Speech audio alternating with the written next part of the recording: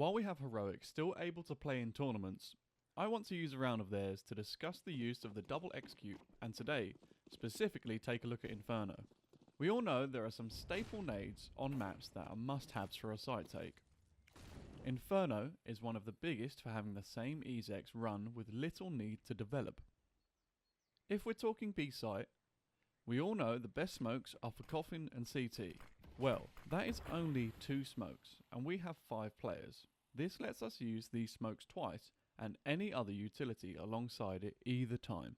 So let us take a look at how Heroic runs the double exec, and maybe you might want to try it for yourself, or experiment on other maps.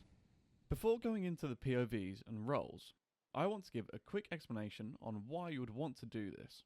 If we watch, we can see how the first execute uses up some of the utility of the CT players on banana/B, and this then forces them to play on site as they can no longer rely on their utility to delay the next oncoming push if there is one.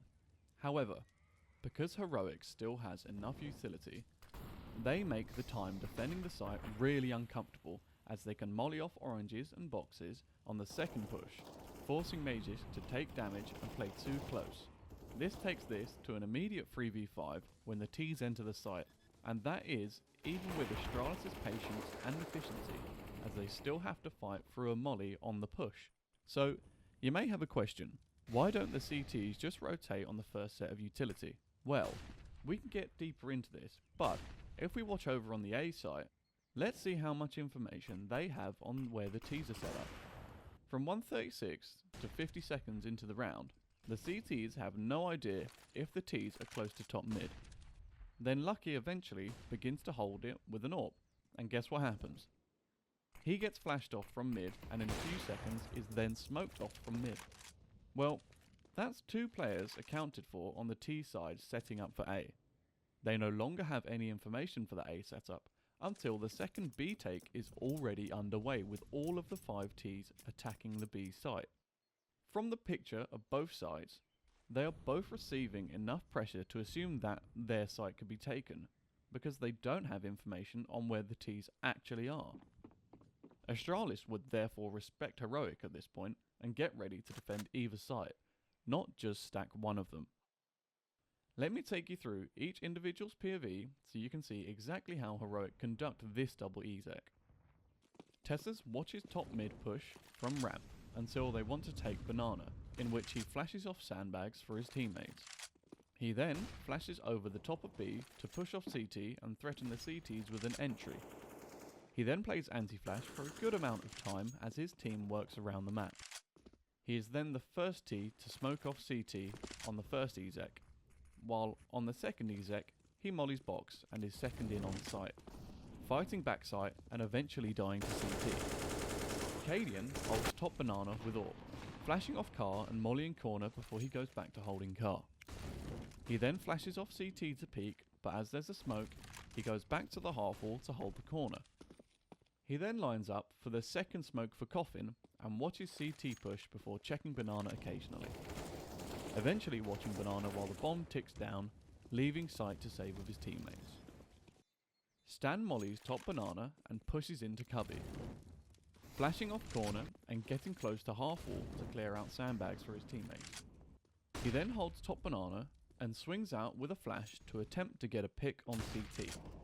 He throws the first smoke for Coffin and then gets ready to push for the site for the next set, holding Fountain from the back of the squad, spamming out Coffin and trading CT. Refresh pushes towards Apps after mollying Boiler and flashing for a potential mid push, pressuring top mid so that the CTs are discouraged from pushing it. He enters Apps from door and clears it slowly, heading towards Boiler to clear out Bauk. He smokes off long and flashes for short before promptly making his way towards B via Mexico. He then takes the bomb and gets ready to head in, planting default. Shush flashes off top banana from house and joins his teammates banana. Shortly after, he heads towards top mid and mollies off short before flashing over top mid. Shush is the person for the second CT smoke and enters the site, picking up a kill on Major, and leaves the site with his team. If we were to reflect back on the idea of what's going on in this round, we can work with the same premise without following those POVs move for move. If we take a look at Heroic versus Evil Geniuses, they bait out some utility with smoking off the site one time, and then execute a second time, like the previous round we just saw. The only difference is, you can see they're actually fighting from a 4v5 early on. Refresh pushes apps and dies to Stanislaw. Tessus reacts by doing the long smoke, mollying short for himself, but then applies even more A pressure long to keep A players busy. The players on A therefore still don't have sufficient information A, and respect playing both sites again. If we were to take a look at the B action, we can see that Obo and Mihu used both of their mollies before the second smokes plume for the second exec on B, letting Heroic work the site for as long as they needed to, fighting against little utility from EG. The double exec is a change of pace that will challenge the cause of the opposing team. I hope that this breakdown has informed you and inspired you to give it a try yourself. This has been Multioakers, and I'll catch you in the next one. Just before the video really ends, I just want to say, take a look at my website linked in my description. It features simple to read write-ups on these strategies that I break down on this channel, and on top of that, you can subscribe to what will be in the future a weekly newsletter on just things I personally have taken a look in regarding to CS and maybe esports in general. Now, I'll really catch you in the next one.